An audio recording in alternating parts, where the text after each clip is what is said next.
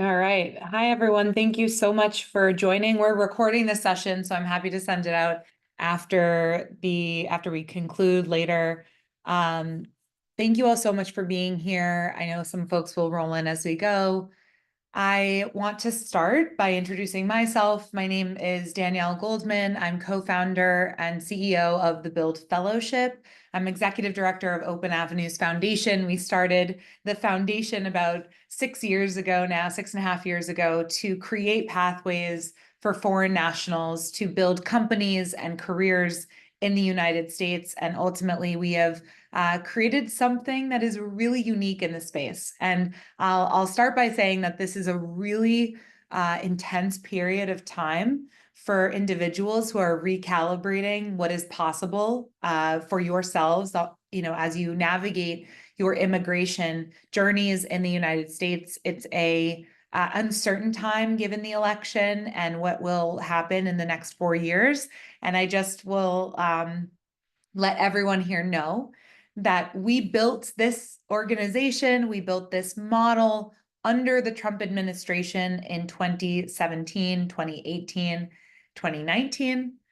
And we believe that this is a model that demonstrates the value that foreign nationals bring to the United States to train our future US workforce. And so as we describe this program, you'll see the undertones of how we shaped this cap-exempt H-1B solution to be something that actually benefits and clearly is America first, quote unquote, which is more important than it has been in the last 4 years. And so I look forward to telling you more. We'll dig in first to a little bit about the H-1B lottery and some other options that exist for individuals looking for H-1B, and we'll talk about the cap-exempt H-1B and the fellowship program. If you have questions, please put them in the chat. I hope you have access there, and I will make sure that we get to those. But I am excited to be here. I see folks are still jumping in, so welcome if you just joined. You have not missed anything yet. We're going to jump into the presentation now. So we believe at the Build Fellowship that there can be immigration solutions for the world's top talent if we get a little creative within legislation, right? Everything that we built at Open Avenues Foundation historically, when I founded the organization in 2016, and today is about looking critically at what exists within the legislation, within the law, and thinking about ways to create and open pathways for foreign nationals. A little story here. I grew up with a father who's an immigration attorney. His name is Jeff Goldman. If you know him, amazing. You know he's a brilliant immigration attorney and a very innovative thinker within this space. You might work with him on some other parts of your immigration journeys, and he often sends people our way because in 2017 we started building a cap-exempt entity together.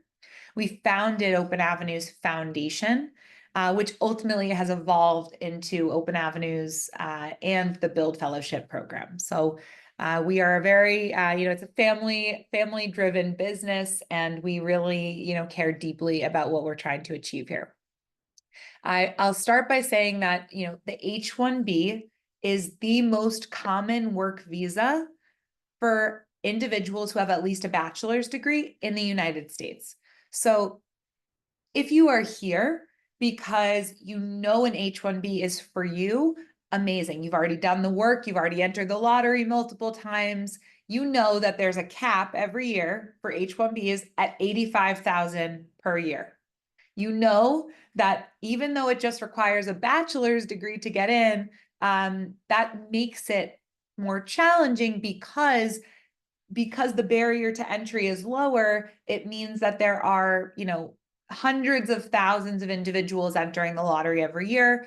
Some years when they don't reach the 85,000 in that first lottery, they go and they host a second lottery to get to the 85,000 individuals who ultimately will be starting in H-1B in the next fiscal year. The selection rate has been about 30% for the last 2 years after the two lotteries. So the first lottery might be about a 15% selection rate, and the second lottery builds the quota with another 15%. That was 2 years ago. Last year was closer to 25% in the first lottery, and 5 to 10% in the second lottery, depending on numbers. So that's really what we're looking at for H-1B. The H-1B lottery changed last year. There was a new rule that said, one person, one lottery entry. So if you went and got 10 job offers, all 10 companies couldn't enter you into the lottery, because the new rule is it's tied to your passport. So that was instituted last year. It was successful. And now we will see the same thing heading into this year. This year also, again, we're talking fiscal year 2025. Which started October 1st. That will go into the lottery this coming March in 2025. That lottery will select individuals in the same way it has. The fee has gone up to $200 to enter the lottery this year. So that's a change. And that's not a petition, that's just entering for a chance to get selected in the lottery. So if you have at least a bachelor's degree, if you have an employer, it could be your own company, by the way, and we can talk more about that, but you can sponsor your own H-1B as long as there's an employer-employee relationship that exists. And if you have the employer has to demonstrate control over your employment, and if you're paid the fair wage for the work that you're doing, and if you have a degree that relates to the work that you're doing, then you are qualified for an H-1B and you have a good case. So that's the H-1B. Those same qualifications, by the way, exist for cap-exempt H-1B as well. So a cap-exempt H-1B requires the same level of ability to demonstrate what you have to for an H-1B. And we'll talk more about cap-exempt H-1Bs in a minute, but I want to make sure everyone's clear that there are multiple types of work visas out there. They're called temporary work visas.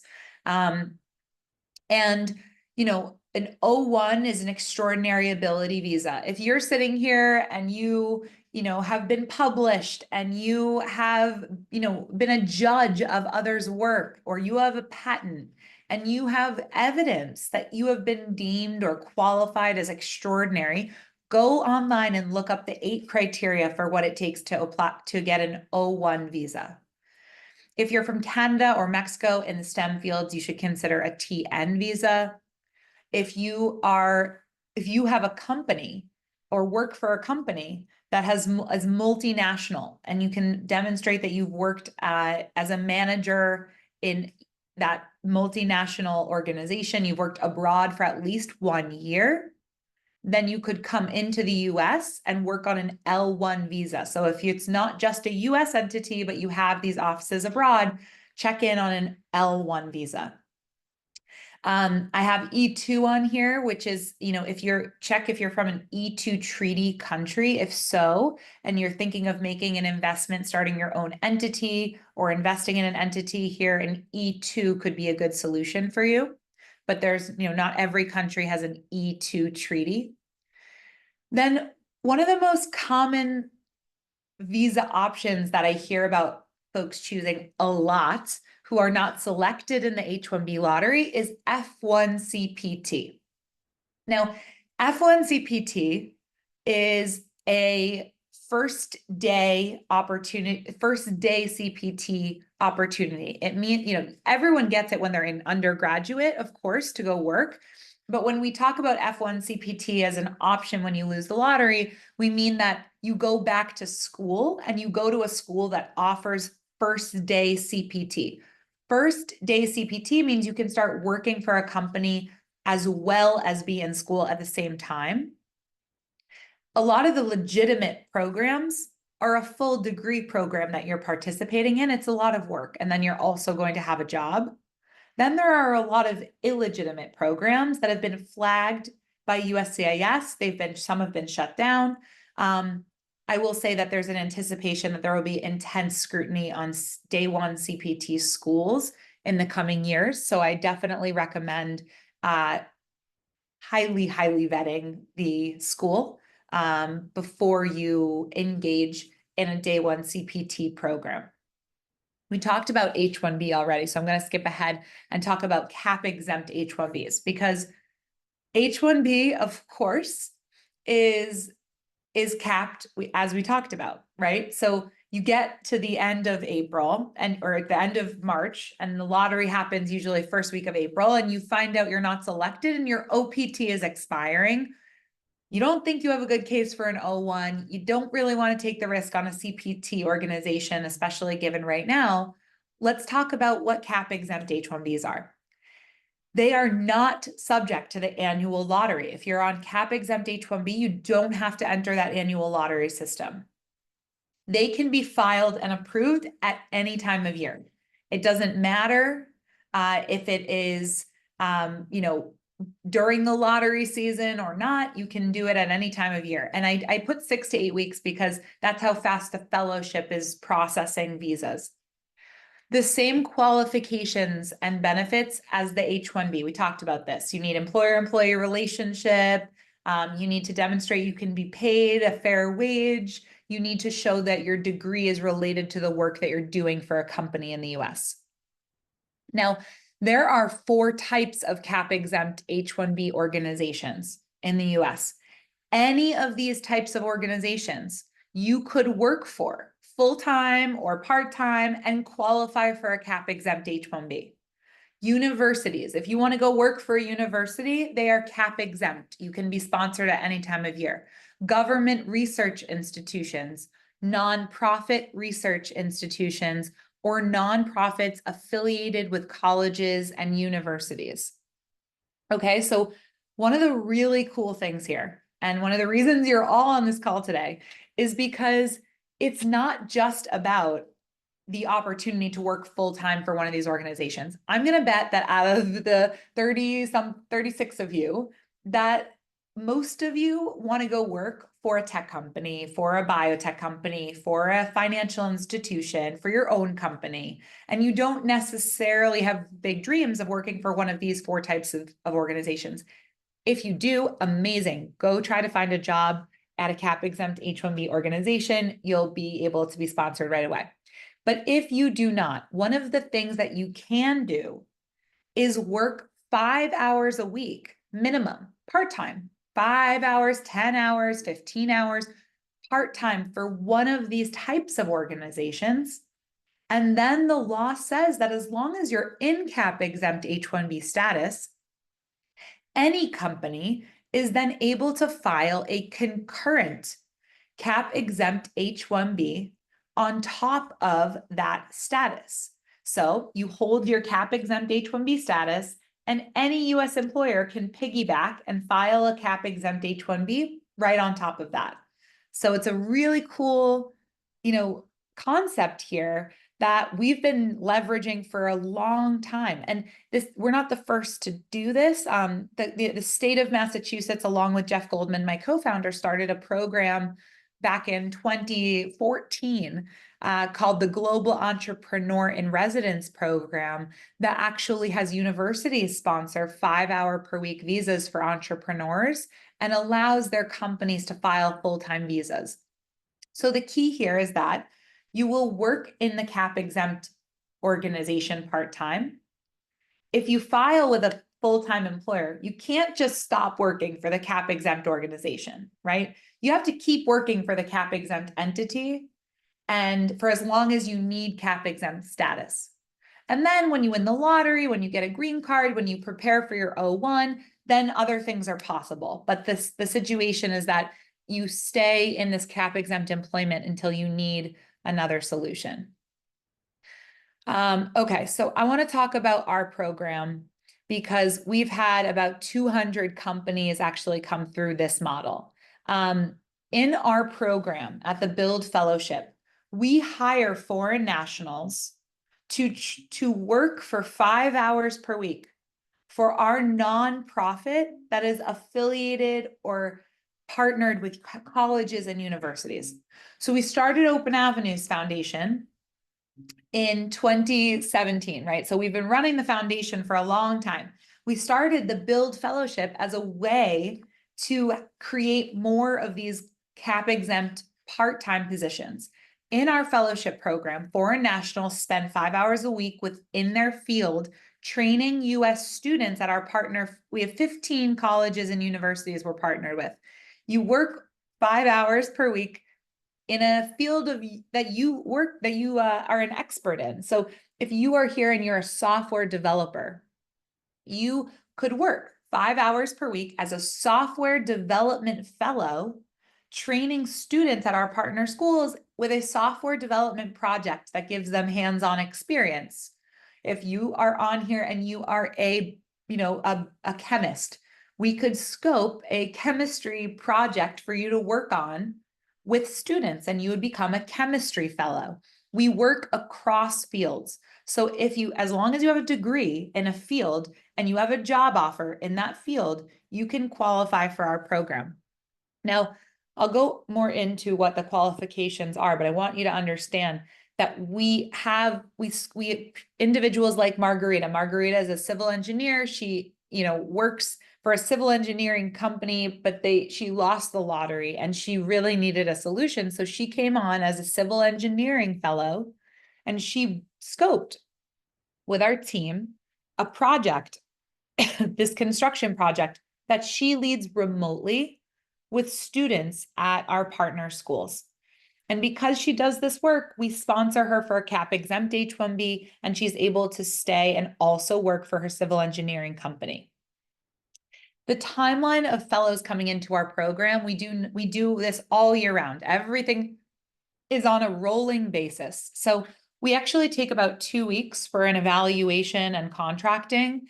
And we have forms that you fill out. We have our law firm do an evaluation to make sure you're qualified. We sign a contract, and then we move forward with about 6 to 8 weeks of petition development until your fellowship starts. And when a fellowship starts with us, that's immediately when a full-time employer is able to file a visa for you. So if you already have an employer, you are currently employed and you want a solution to be able to stay and work for them, this is a very straightforward situation for you. You tell your employer to contact us. You work 5 hours a week for us. They ultimately partner with us. They sign the contract, and the employer will file the concurrent petition so that you work full-time for them. Some of you are on this call and you're saying, I don't have a concurrent employer. I want an employer. Okay, so you can go out and find an employer and say, hey, actually, I'm not as risky of a hire as you think. I want to build this, I want to do this fellowship program and get a cap-exempt H-1B. And, moving forward with this, I actually will be able to work 5 hours for this fellowship and full-time for you, and you don't even have to worry about the lottery. So you can use this as a tool to pitch to an employer. There is a way to do this without an employer if you have your own entity set up that could pay for the fellowship program, but you yourselves can never pay for the fellowship program. Also, if you don't have an employer, you need to be in the US. We can't bring folks abroad if you don't have another employer from abroad. So we've done this with about 200 plus companies, maybe 250 now after this year, who have gone through our program with a foreign national that they want to retain. We have a 99% approval rate for individuals who come through our visas, and we have trained more than 1,000 students with job experience based on the projects that we launch, and that's 15 colleges and universities at this point. So it's been very successful. Here's some of our partner companies that we've worked with in the last year. Okay, so fellowship eligibility. We talked about the H-1B requirements, so that's the bare minimum. We also are looking for some work experience in the field. We want you to have, it'd be great to see that you have mentored or had any experience working with students before. It's not mandatory, but it's quite nice to see.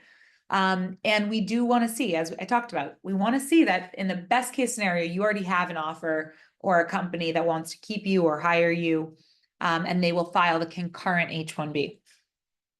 The financial commitment is a flat rate. We charge a monthly fee for our program of $4,000 per month.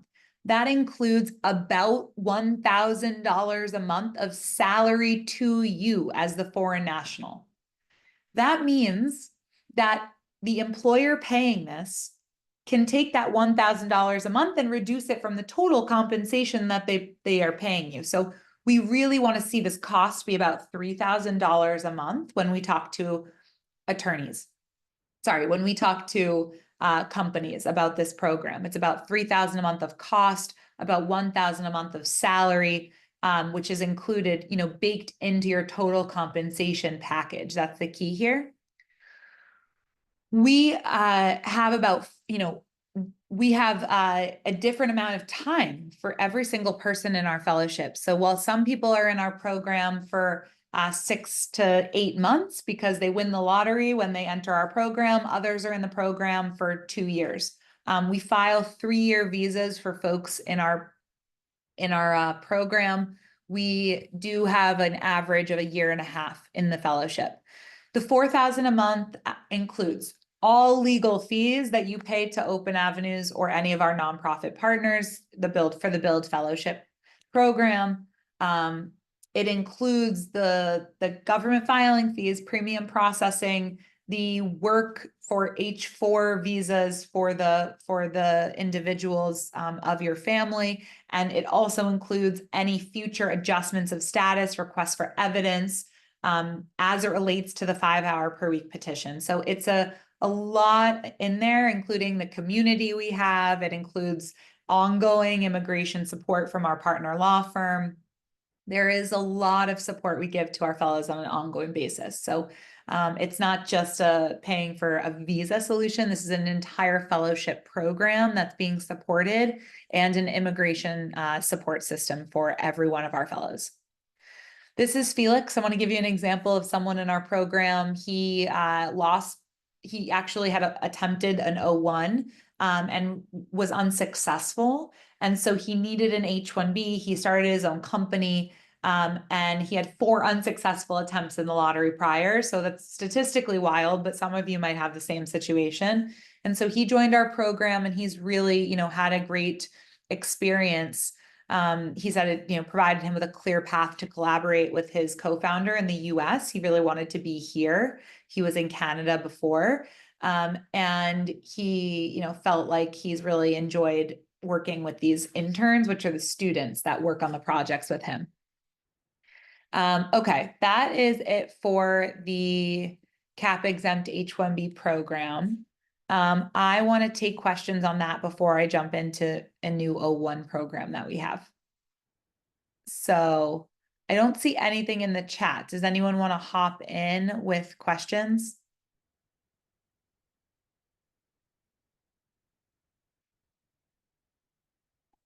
Hoon, go ahead. So are there any other legal fees that the company would have to pay for other than the flat monthly fee? So not with us, but when you are working for a company, the company is going to need to file the concurrent H-1B. So that's going to be, $3,000 to $5,000 depending on the attorneys that the company works with. Our firm charges about $4,000 for folks that are in our program. But there is an additional cost for the company for the full-time filing. That's a different visa than ours. But this is all inclusive of our visa. Okay, but you guys can help with that as well for $4,000. For sure. Okay, sounds good. And then I guess another question for me. So if I'm trying to maintain my status and keep working for the same company, I guess how does a travel restriction work while it's processing? Cool. So you're saying traveling while it's processing? Yeah. So if I leave the country, do I have to get a new visa stamping? I'm assuming. Yes. Visa stamping on H-1B is something we should talk about because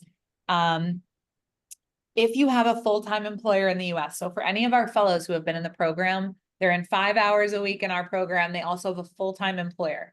The DS-160 form, which allows you to go outside and get a US a stamp on your passport, that should be filled out with the full-time employers to alleviate any risk at the US consulates. They don't want to see you entering on just a part-time visa, especially in a new administration. We want to keep it, as straightforward as possible. And so the idea here is that we file, if you're in the US, we file a change of status. We're going to file a change of status from OPT, CPT, J1, whatever you're in now. It's a change of status to cap-exempt H-1B.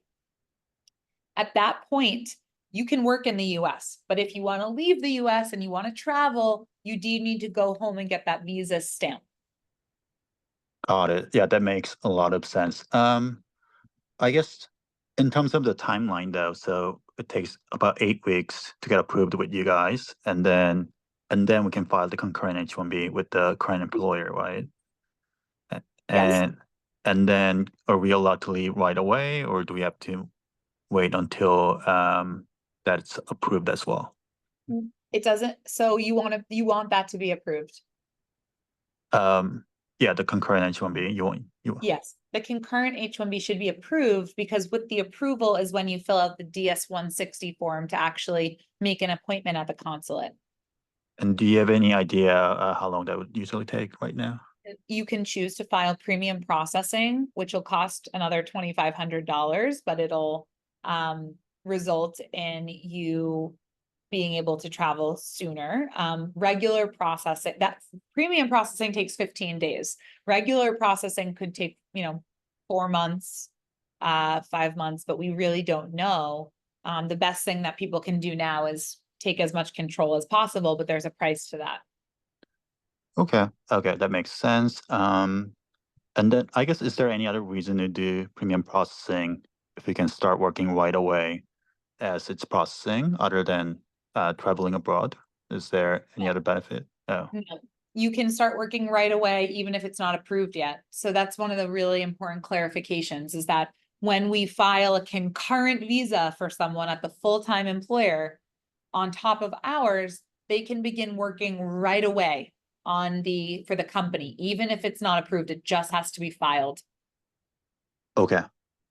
So I guess the only reason to do premium processing in this case would be to go abroad, really. Or Correct. is okay.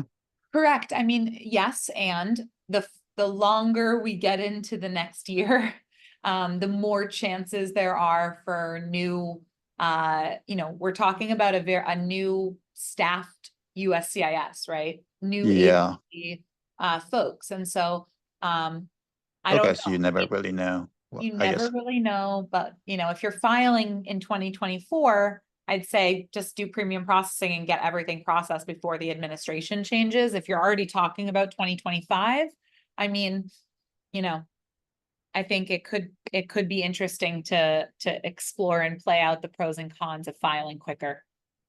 Got it. That makes sense. And I guess while it's processing with you guys during the 8 week period, if my OPT is expired, can we continue to work, or do we have to wait until we s- we yeah, we Right. file the concurrent H-1B? So if your OPT is already expired, you cannot continue, you can't keep working while this is processing if you're on your grace period. However, if your OPT is it's still valid, you can work throughout the process that we're working on.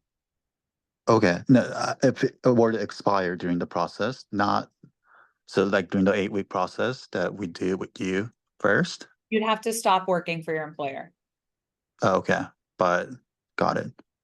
Yeah, and then we'd file the change of status, and you'd be able to work for us first, and then they'd file the concurrent visa at your employer, and you'd start working for them immediately after. Okay. Yeah, okay. I'm gonna switch over to Debashish. Hoon, thanks for your questions. If there's any more, feel free to hop in later. Got it. Thank you so much. Debashish, you want to go ahead? Hi. Yeah. Can you hear me? I can. Hi. So I have a unique case. I had an L1 visa, L1A, and I got laid off last week. So my grace period started from November 10th. So the grace period is going to end in January 10th. My wife is in L2 and she has an active job. Okay. So in this case, if we go for a change of status in a premium filing, Yep. would it be a, you know, kind of a valid thing to go for the H-1B exempt to stay in the US? Yes. Your wife could do an cap exempt H-1B. She could do a change of status from L2 to cap exempt H-1B. Then you could file an H-4 with her until you find a job. Okay. Yeah. So feel free to reach out. We could talk about details, or I could send you to our attorneys unless you have one already. I don't have any attorney, so I would really appreciate if you can I help? Okay. No. I'll make sure to put in my information in here. Yeah, correct.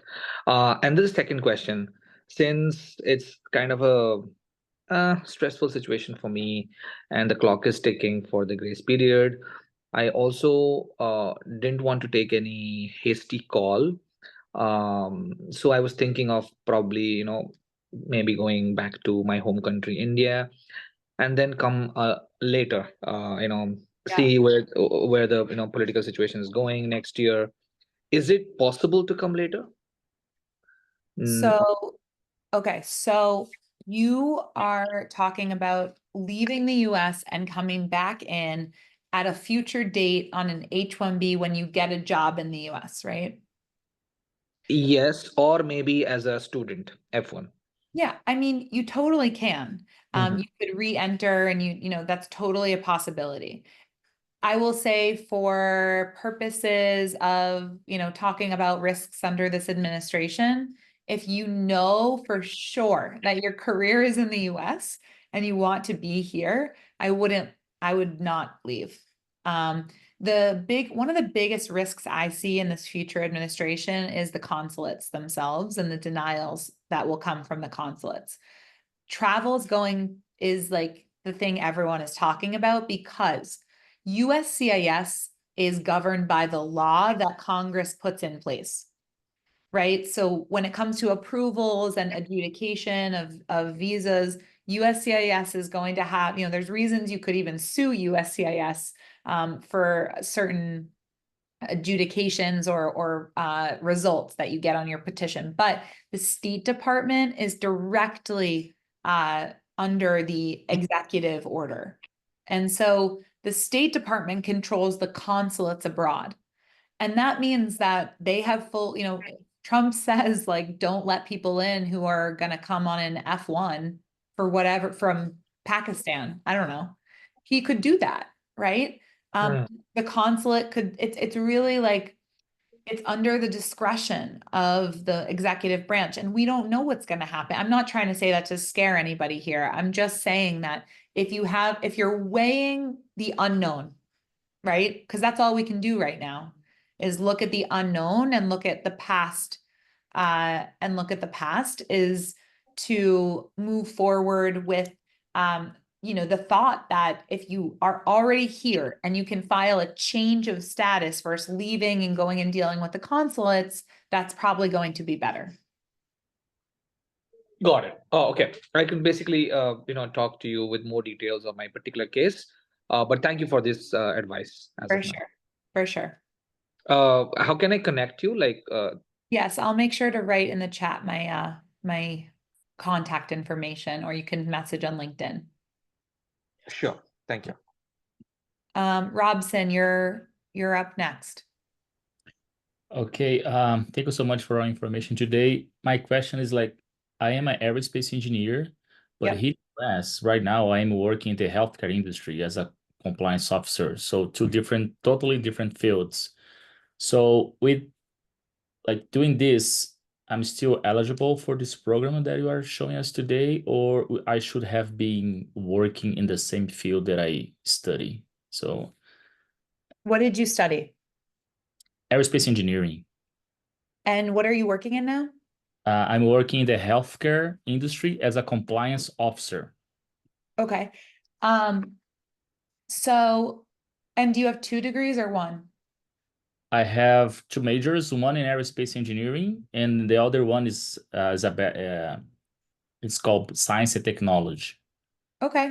So what someone, sometimes you may have majored in something, but you have a lot of courses in something that is more relevant to what you're doing for work. And so what would happen is a law firm would actually go into your transcripts and look at every course you've taken and see the job you do today and look to make sure, is there a match? Is there a case to be made that you've taken enough courses that's related to your work in healthcare?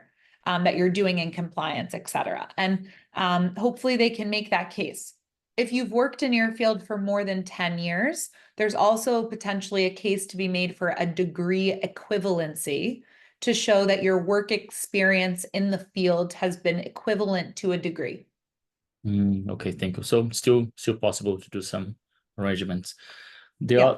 The other question that I have is like, what happens in the timeline if I got a RFE in your process to process the H-1B? So how deal with that?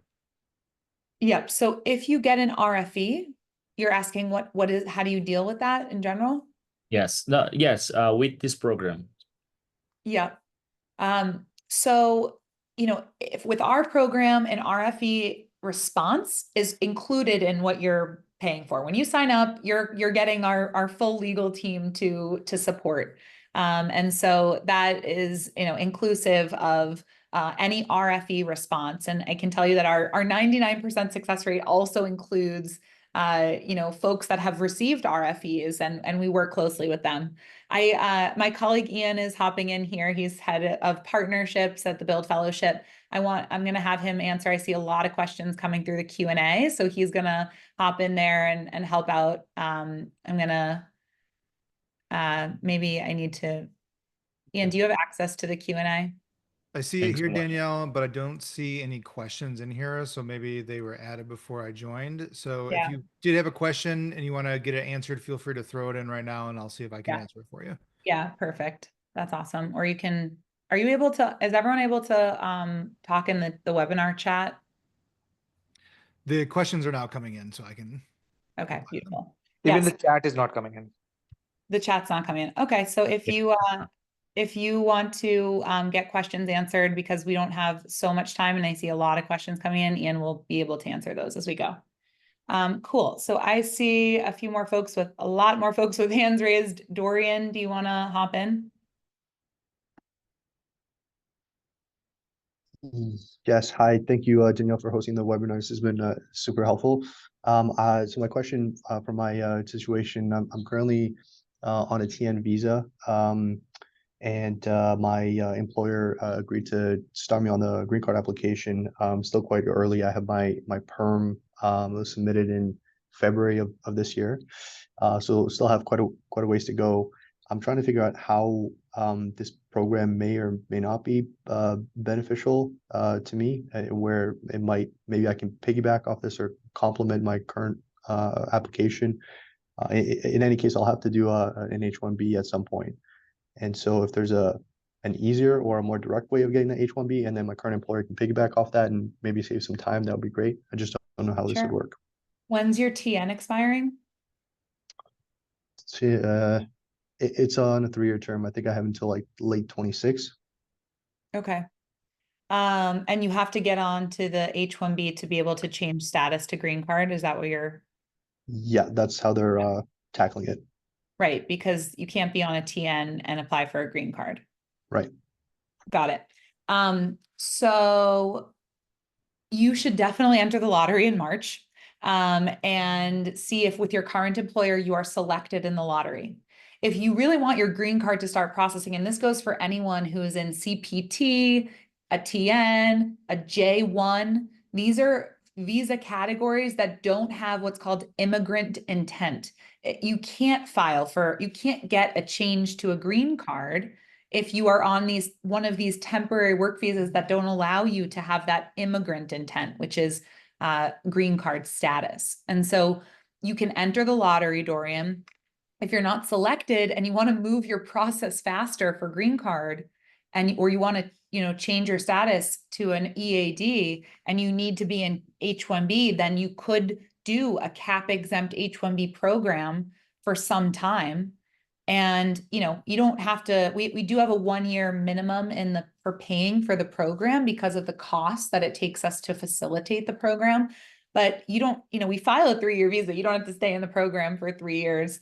You could leave, the program early. We're not going to hold anyone hostage here, but we definitely, we do have that payment minimum for folks to facilitate. So it's definitely an option for you, Dorian. Okay, that's good to hear. I think the timing here is the part that that always gets me, because the perm itself is when it was submitted, I was told 13 months just to even get a verdict on that. So, Sure. and then on top of that, there's only a probability for the H-1B, and then there's the change of status application, and so on and so on. So like the timing here is the part that just has gotten to me.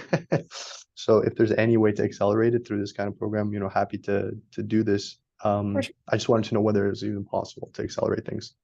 It is. I mean, you don't have to wait till the lottery. If you are stressed because you feel like you're going to get a perm approval and you're not in H-1B yet, and you're not going to be able to get the green card, then yeah, we could move forward with the cap-exempt H-1B program. You could get into H-1B in the next few months. You're here in the US, so we do a change of status from TN to cap-exempt H-1B. You'd be here, and then we'd totally be able to, have you, you could change to green card whenever that comes through. Okay. Okay, that's pretty much it. I just wanted to run that scenario by you. So thanks so much. I'll follow up with an email. Thanks so much. Yeah, you bet. And Ian, if you could put some info in the chat also for folks to reach out to us, that would be amazing. Cool. All right. Subajit. Do you Hi, want can you to? hear me? Yes. And how did I say your name? Was it really? Shubhajit, yeah. Okay. It wasn't horrible. Could have been worse. No, that's fine. Perfectly fine. Yeah. Okay. So, yeah, so my situation is a little bit unique. So the thing is that I'm from India. I have about 15 years of experience in the data analytics space. And last I was working with PricewaterhouseCoopers. So they filed my H-1B and it got approved. The petition got approved in December 2022 after an RFE. Now what happened, my wife got a PhD offer from US, and then we had to move as a family because I have a daughter. And since then, I have been kind of trying to tell PwC to give me a project and move me US with a stamp, but that did not happen. So what I did, I came to US as a dependent of my wife on an F2 visa. She's on F1 doing her PhD, I'm on F2. But I do have my H-1B approved petition with me, which is valid till 2025. Now here, after coming, I have consulted 2 law firms, and they have told it's basically if there is any employer who is willing to recruit me, they can file a new petition using that same petition, and I don't need to go through the lottery. But either because of the job market or I do not know, there is a skepticism among employers who is telling that this is risky, that we won't do it because your H-1B has never been activated. So that is one thing. This is the background. So, and from the discussion with you, whatever I found is that this program is for them who has already have a job. Let's say I have an employer who's ready to give me a job, and then probably I can go and talk to the employer and say, this is another pathway. So besides that, I don't think this program will. Yeah, I mean, in general, I think what you're looking at is support to find an employer to sponsor your H-1B. And I'm sure there's a lot of folks on the call today who are looking for that kind of support. It's not something that we do directly. Right. I would, one of the things that's really important is to be looking at H-1B friendly companies, right? What companies out there are sponsoring H-1Bs? And Ian and I can drop some links in here also for first of all, we have a list of companies that have worked with us. We also have, there's a database, there's multiple databases that have H-1B employers on them, and you can see it's definitely worth checking those ones out. But at this point, that's what I can tell you. I just put those links in the chat, Danielle. The ones at the top are a couple of websites that do list H-1B jobs and other resources. And then the 3 at the bottom are websites that list employers that have filed H-1Bs for their employees in the past. Because when you file an H-1B, it's public information, right? And so you can search those bottom 3 by location, by occupation, et cetera. And while, as I wrote there, they may not necessarily be hiring, they do have other foreign nationals on staff that they've filed H-1Bs for in the past, right? So they're at least familiar with this process. I'm not able to see this at the chat. I don't know if it's happening with everybody or just with me. Interesting. I can No, see I it. am not able to see that as well. Yeah. It's not in the chat. I think it's in the Q&A. Now, I see that I just sent the message to hosts and panelists only. So let me see if I Perfect. can make this to everyone. So Okay, if not, I can copy it over. sure. Okay. Yeah, I'm good. I don't have any other questions. I'm good. Okay. Yeah. Thank you. Hitesh, do you want to jump in?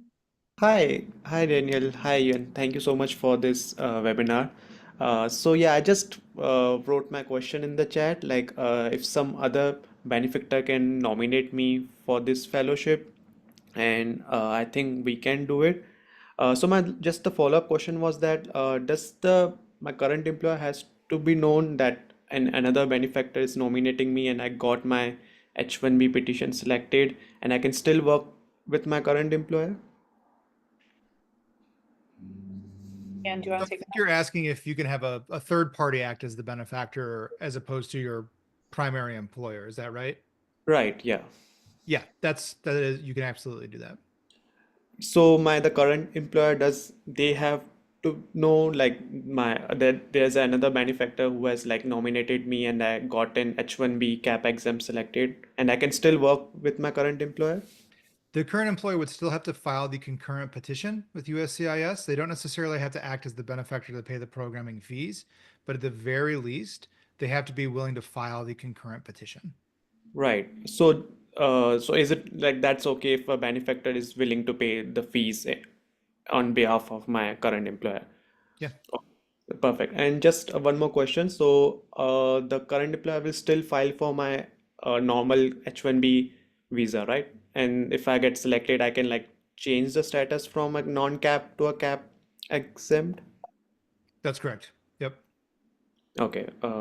Yeah. Okay. Yeah, that's it. Yeah. Thank you. Okay. Thanks, Yeah. Hitesh. I was actually just writing back to you as you brought that up, so that's good. Danielle, it looks like the chat, I'm not able to send it to everyone. So if you want to Yeah, copy yeah. that and throw it in there, that'd be great. Perfect. Tino, do you want to hop in?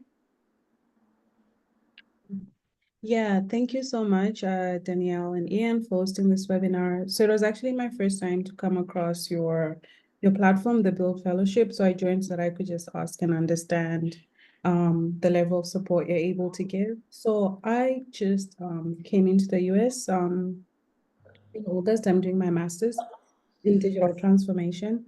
I'm an IT project manager with 9 years of work experience.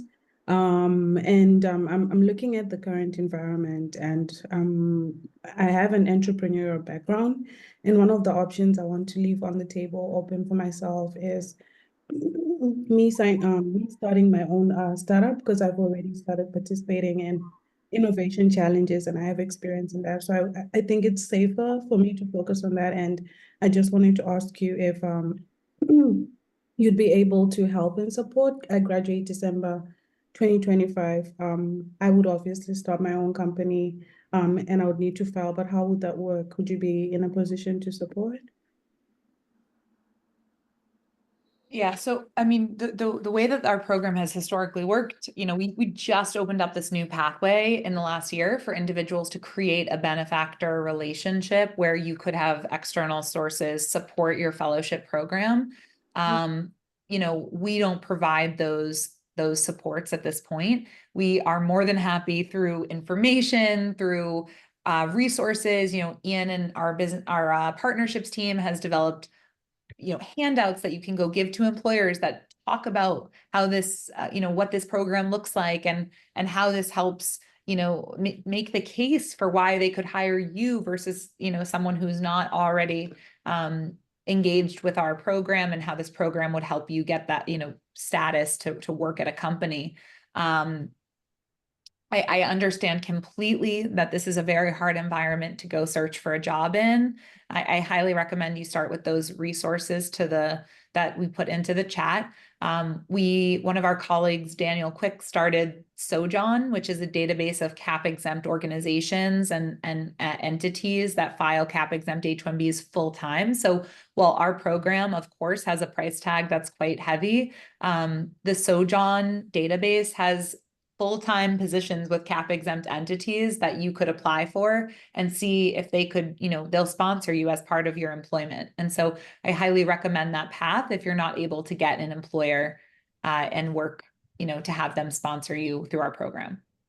Yeah, and also Tino, we have quite a few founders in our fellowship as well that have created their own companies. And so if your goal is to, hey, I want to start my own business and work for myself, absolutely. That's something that we have precedent here. Now, in terms of like resources to help you support doing that, there's so much that we can provide. We're not the Small Business Association or anything like that, but there's lots of free information available to you out there if you do want to start your own company. I do have some resources I can send you in terms of like what the requirements are for like self-sponsorship if you do start your own business. And it's important to know if you go that route, the company that you create is going to also have to file the concurrent petition, just like any major company that you'd be working for anyways. Okay. There's just additional requirements that you have to meet in order to show the Department of Labor that you are a real company. Okay, thank you. And does the company have to be in the tech space where I have most of my experience, or it can be, for example, like a fashion brand where I actually have passion? That's a great question. It's not so much about the company, it's about the role that you'd be serving at the company, right? Okay. The concurrent petition that will be filed has to be in alignment with your educational and professional experience, right? So if you have a bachelor's or if you have a master's degree in software development and then you start a fashion company, the USCIS is going to say, okay, well, what's the correlation here, right? Like, why are you qualified for this cap exempt, like this specialty visa for this position, right? Okay, thank you so much. Yep. Anisha, do you want to go ahead?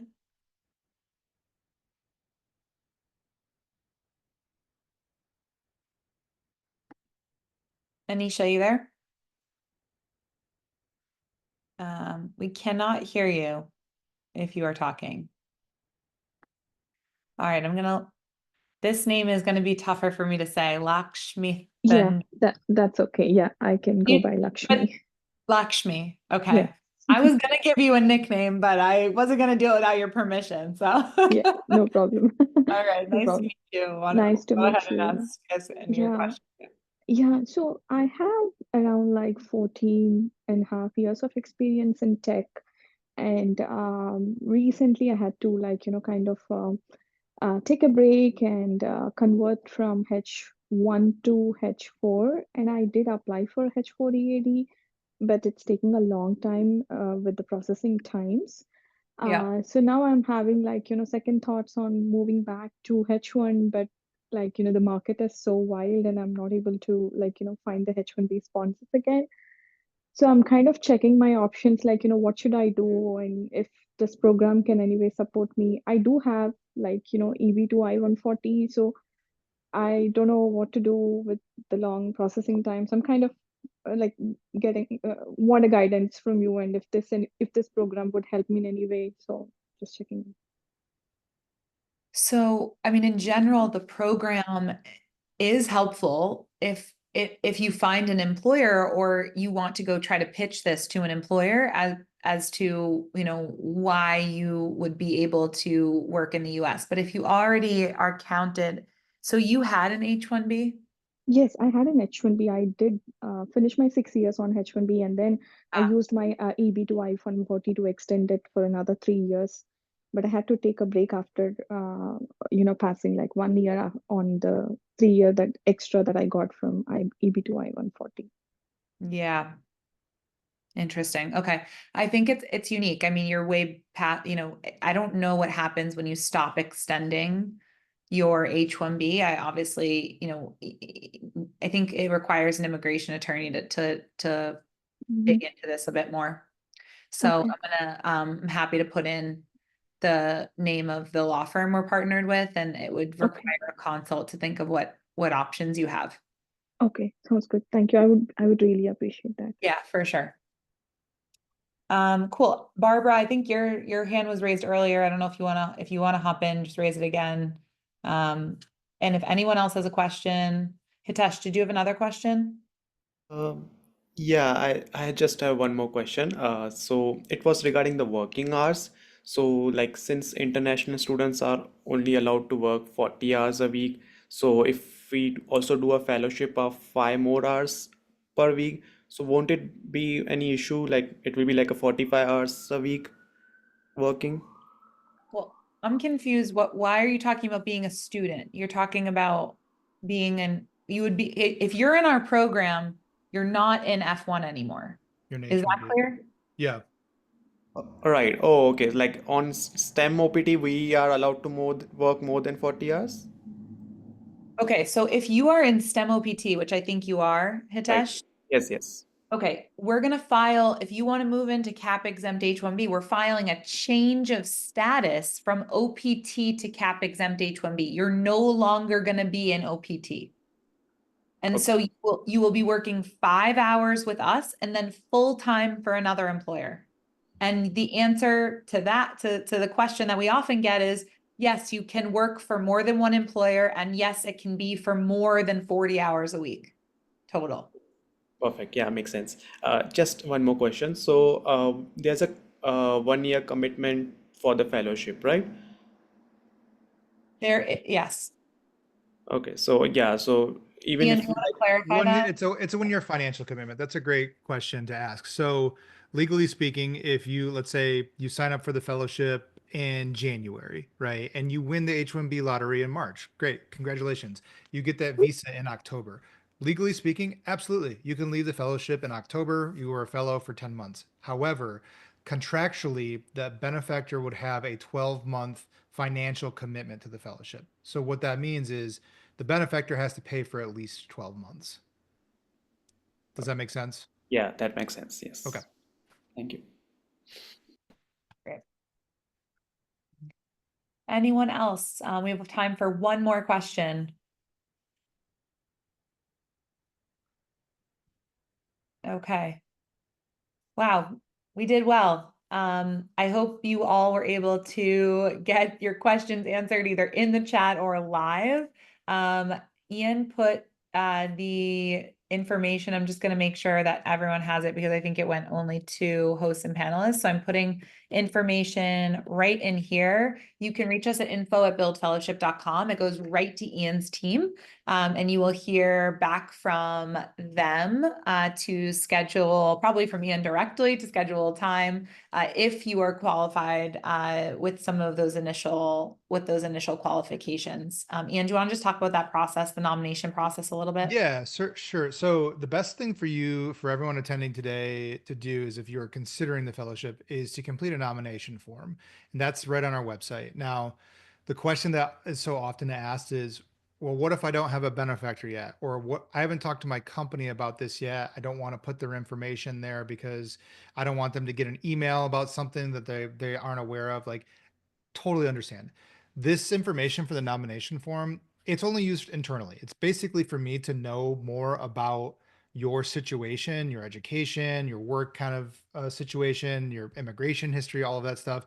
And so that way, when we have a call, we talk about this, I don't have to ask all of those things of you like right away in the first call. Like we can really kind of get right into it, right? So if you don't know who your benefactor is or you don't want to list your company, don't worry about it. You can just list yourself there for now. We can always update this information later.